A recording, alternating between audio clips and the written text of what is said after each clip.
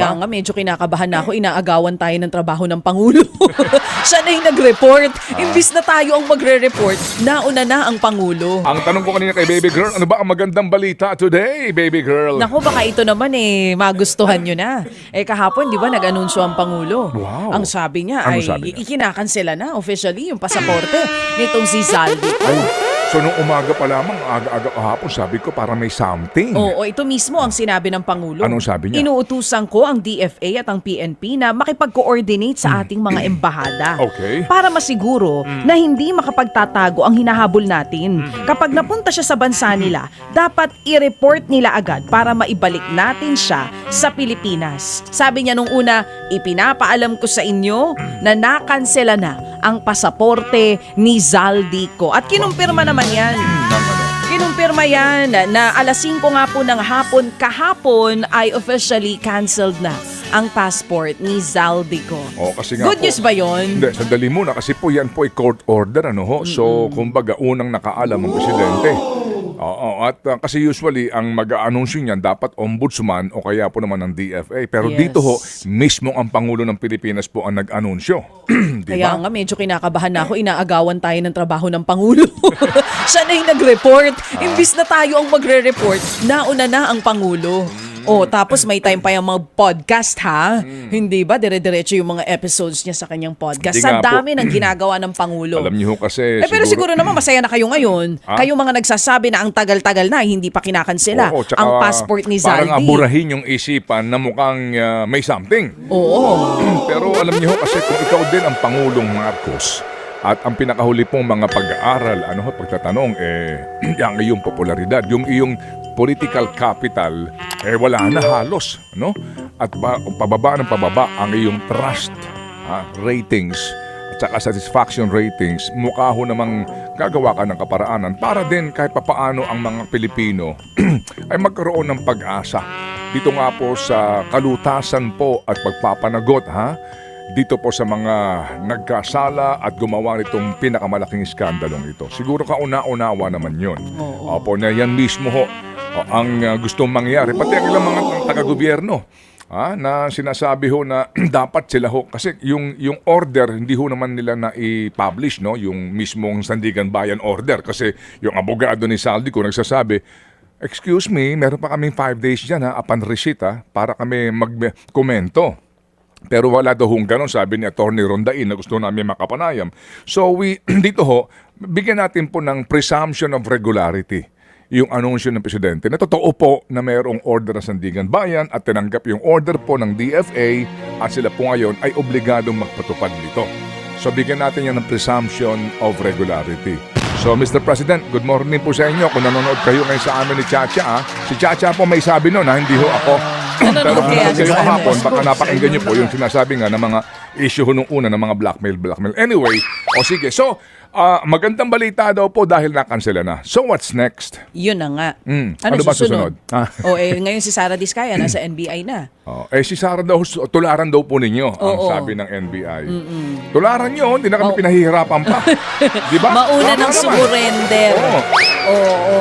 Kaya lang, meron pang isang balita. Yun daw, pinsan yata ni Senator Mark Villar. Umeska po na. May mga ganun din. Pumunta na daw ng Japan. Yung pinsan. Oo, yung pinsan. Tama. Tama pa pinsan ba ito? Oo. At kilarang apelido, pinsan ba o tsuhin? Hindi ko alam. Anyway, so dito muna tayo kay Zaldico. Bago tunghayan po si Sara na mukha hong umaatras doon sa sinasabi daw po na nakikipag-usap sa kanya ang DOJ at sinasabi nga na sandali lang, magkano ba may sasauli mo? Ayan, ayaw daw nilang magsimula ang usapan sa pagsasauli ng pera. Di ba? Siguro hanggang ngayon iniisip nila baka kaya nilang itago yung kanilang mga mga kinita dito sa mga mga maanumalyang kontrata. Pero kay Zaldico, ang next step diyan at kailan? Kasi dyan ho mga kapatid, ang atin di po mararamdaman, makikita ang sinseridad po ng gobyerno na mapauwi dito si Zaldi. Ang tanong dyan, may order na po sa lahat ng mga embahada, etc. Kung gaano din po siguro kabilis na pabalik dito sa Pilipinas itong si Arnie Teves at kung gaano po din na-implementa Ang Interpol sinasabing order to arrest. Ito pong si dating Pangulong Rodrigo Duterte. Tingnan natin kung gaano rin po kabilis ang magiging pagkilos po ng pamahalaan para yung Interpol mapakiusapan din, ma-red notice na siya, na siya mapabalik na ho sa Pilipinas. Yan po naman pong ating hihintayin. Alright, so Mr. President, good morning po sa inyo. So sino pong pupunta ron sa kung saan mang mga lupalo para halughugin na kung nasa saan po si Saldico? Okay? Naalala ko tuloy yung ugnayan natin dito sa isang kausap natin na isang abogado na expert din sa mga ganitong bagay. Ang sinasabi niya, once daw makansela yung passport, kung makikipag-ugnayan sa international police, madali daw para sa ibang bansa na hanapin kung sino man ang ipapahanap natin. Dito lang naman daw sa Pilipinas ang mabagal. Okay. So, magiging mabilis kaya? After ba nito, sila ba'y makikipag-ugnayan na sa Yeah. international police? That's the question now. Yan ang ating Ano aabangan. bang notice ang ilalabas? Is it blue? Is it red? Ano ba talaga? Opo, sige po. So mga kapatid, abangan po natin, hindi pa ho dyan kung baga nagtatapos ang kwentuhan na iyan. So ako ho talaga naiintindihan natin ng Presidente. Dito po sa bukas makalawa, ano rin yan, yung mga, siguro pag naglabas din po ng iba pa mga aresto, siya na ang mag-a-announce. Kasi nga para ho, ang dating is that, ito na, tinutupad ko na ang sinasabi ko sa inyo. Ang kanyang mga At dito, pangako. sabi nga niya, di ba, walang malaking pangalan, walang mataas na opisyal, lahat mananagot. Oo. At yan ang gagaling. Iba kasi kapag nanggagaling sa Presidente, In fairness naman. Diba? Tsaka para Ang- din makita ng tao na talagang tinututukan niya itong issue ng flood control scandal. Oo. At saka hindi may tatanggi din, alam niyo ho yun, yung hinahanap natin, wag na ho tayong magpaligoy-ligoy pa, yung pogi points na posibleng likhain nito. Oo. Kaya ko rin naalala ko, noong panahon na may isang gustong kumandidatong senador Oo. na opisyal ng gobyerno para makakuha ng pogi points, siya nag-traffic. Anong taon Ayan, yan? si Big Boy, oh. Ipahanap ko nga yan. Di ba? Talaga. Big boy. Siya nag-traffic. Siya mismo ang gumitna. Siya, Oo, sa ano C5. kaya magandang... Abay, Oo. nag-traffic siya. Oo. Sigurado makakakita tayo niyan mga Siya ang- later siya- next siya ang year. nag-traffic talaga. Oo, Opo. siya na ang nag-traffic. Huwag niyo maasahan ng Presidente na sa tindi ng problema ng traffic na siya papakitna sa kalsada. Uy, at siya hindi ang nyo naman magta-traffic. sure. Oo, malay nyo naman. Gawin nga ng Pangulo. Malay nyo, mamaya, subukan ng Pangulong bumiyahe sa EDSA nang malaman niya kung gaano ka-traffic ngayon. Nang kaya- naka-jeep. Nang naka-jeep. Para O kaya... patunayan niyan rin, Oo. itong sinasabi na naman ni Chairman Artes. Oo nga, Ito talaga. nasisi na naman yung mga mall-wide sale, ano? Hindi lang yon, Chairman Artes talaga. Okay ka talaga, Chairman, ha? Ikaw talaga, Chairman. Ang panawagan mo na naman sa amin, wag na kaming gumamit ng ating mga sasakyan at mag-commute. mag-commute daw Oo. para makabawas sa dami ng auto sa kalsada. Kasi nga, ang sinasabi niya, ito daw kalsada natin. Halimbawa, itong EDSA. Limitado. 450,000 na ngayon ang mga bumabiyahe. Pang 250,000 lang daw na sasakyan yan. Oo. So, sobra-sobra na. So, ang sabi nga niya sa ating pong mga, ito ho, sa mga middle class, sa mga nakakotse ngayon, nahulugan, opo, sa mga naghahatid po sa mga bata, sa lahat din po ng mga may obligasyong umalis na maaga para po hindi malit sa mga trabaho, mag-commute daw po tayo. Ang problema ko, Chairman, wala akong masasakyan kasi madaling araw ko umaalis. Oo, at wala pa hong masyadong bumabiyahe niyan dito po sa akin pinanggagalingan. Pero siguro, Chairman, ito po, maganda. Oo. Pakita nyo nga po sa amin, please. Mauna kayo. Mauna po kayo. Ihatid mo yung anak mo diyan sa Katipunan na nagko-commute ka. Meron ka ba masasakyan dyan? Oo, magandang sample. Papunta po yan. diyan sa Katipunan na public transport. Tama. Sa Walk panggagalingan po ninyo. Subukan lang po ninyo. Try lang po. Try. Okay. O kaya pupunta ka sa office mo dito sa EDSA, Mandaluyong, sa MMDA office. Sige nga po, mag-commute po kayo galing sa iyong tinitirhan na subdivision. Mauna po kayo. Mauna po kayo. Okay, sige. Okay? So, sinasabi mo, gawin mo. Yan, Chairman, Walk ha? the talk, ika nga. Oo. Okay. Chairman, ito ho naman po pakiusap lang po naman ito. Opo. Hindi ho namin kayo pinipilit, no?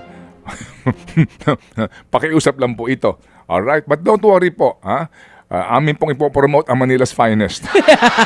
Nakasali sa Metro Manila Film Festival ngayong taon. Oo. Ay, nako. Alam nyo, sometimes talaga or kadalasan parang wala silang connect, no?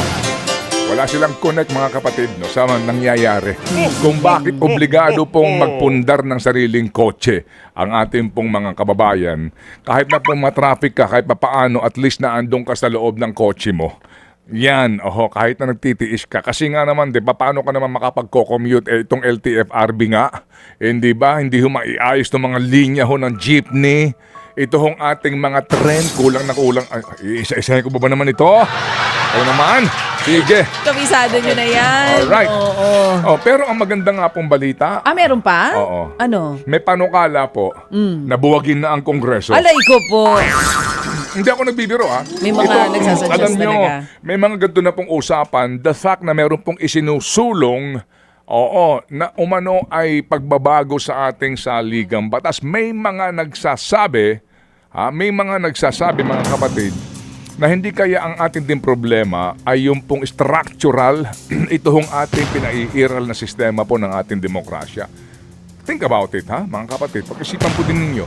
Opo, kasi ngayon, hindi may tatanggi, di ba? Itong lower house, kahit na po din anong gawin po ni Boji D. By the way, good morning po, Speaker, Kinakabahan ako, Mga, alam mo, Direk Joey, ikaw, matagal ka nang interesado sa mga takbong pampolitika sa Pilipinas. Parang dumadami at dumadalas itong mga statement ng kung sino-sino mga congressman sa Southern Luzon, pumirma daw ho ng Manifesto of Support. Yung mga taga Northern Luzon ng mga congressman, pumirma ng support. Yung mga ganito. Alam niyo pag nangyayari yan, parang may mangyayari. Papansin mo, lahat yan sa lahat ng mga pangyayari na may mga Manifesto of Support doon sa speaker na nakaupo, mukhang may nangyayari. Kasi dito po, ang mga pumipirma, hindi partido. Dapat dyan partido. Dapat parties. Dapat parties dyan, ang magmamanifesto. Kasi ang mga yan, sabihin na po natin pipirma ngayon yan, at the end of the day, utos ng partido I mean, magpakatalino po tayo dito Yung Manifesto of Support, mga congressman sa gantong region pumirma. Ang mga congressman sa gantong pumirma. Party list ganto pumirma. In support daw po of the speakership ni Boji D. Pagkatapos ng mga pirmahan, ano susunod? May tanggalan? Sa May totoo lang, palitan? Ako, baka iraos lang itong budget na ito. Sinong papalit? Dalawa. Naku po. Huwag naman sana yung isa. Talaga ito? Kasi nagsimula ka doon sa Abolish Congress. Sige, Abolish Congress. Na 620 imposible siguro mangyari. Ang alin? Tatamaan sarili nila. Gagawin pa nila yan. Hindi, ito mamaya, pag-usapan po natin ito ng factual. And, kumbaga, theoretical po. Oo. Kung bakit to dapat din natin pag-isipan na baka naman panahon na po na i-abolish ito at gumawa ng iisa na lang kongreso. Sa napakaraming kadahilanan, kasama dyan po ang budget. Kasi ngayon, pag pinag-combine mo, ang laki ng perang ginagasta ng bayan para sa kanila. At sa gitna nito pong ating napatunayan din po ngayon, na conflict of interest sa maraming miyembro po ng lower house na involved dito po sa skandalong ito, itong mga kontratistang ito. And then yung pong political dynasty na yan, na issue, etc., baka naman napapanahon na ilatag ito bilang isa sa mga solusyon sa itoong ating kinakaharap na problemang ito. Anti-dynasty provisions plus pagbabago po sa sistema po ng ating pamahalaan. So makakatipid tayo tapos mababawasan sila. Gusto natin yun. Oo. So mangangalahati sila. Kokonti ang ating susweldohan. Babawasan po sila at magkaroon ng reforma doon po sa kanila pong kakatawanin. Pati ho yung party list na iyan. Hindi ako, mga kapatid, dito ho, kumbaga, nagbibiro lamang ito ho. Hindi, it's about time. Pag-isipan po natin ito. Halimbawa, mga kapatid. Sige, ituloy mo. Pag-isipan at pag-usapan dapat. Mamaya na po. Sige.